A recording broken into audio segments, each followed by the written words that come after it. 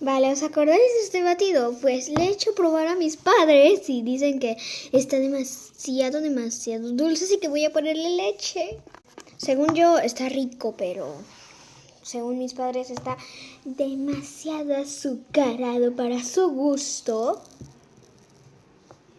Dice que les gusta, pero está demasiado azucarado. Si hago esto tranquilo, no se va a romper. Ahora es cuando se rompe justo.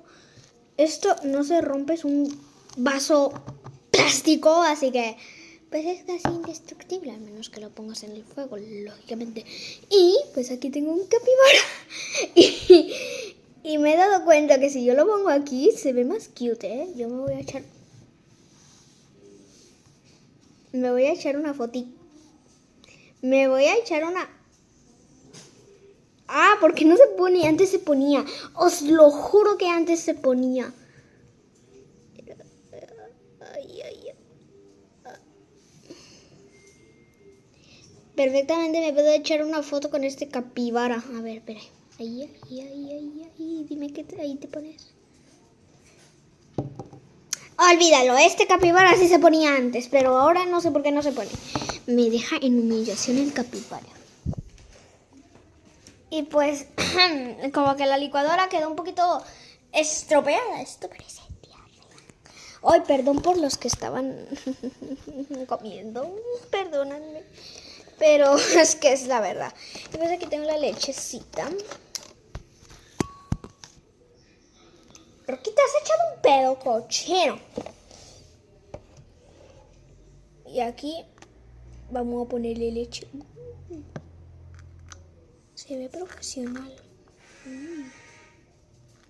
Ya. Creo que me pasé de leche. Bueno, vamos a removerlo un poquito y a ver cómo sabe.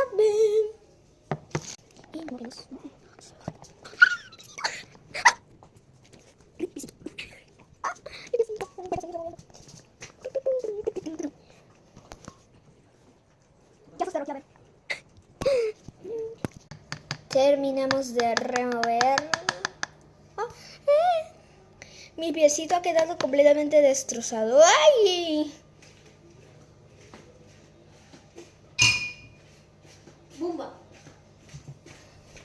Bueno, ahora vamos a probar cómo quedó. ¡Ay, mi piecito!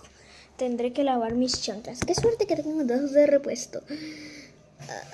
¡Qué asco, por Dios! Así que bueno, a probar. ¡Salud!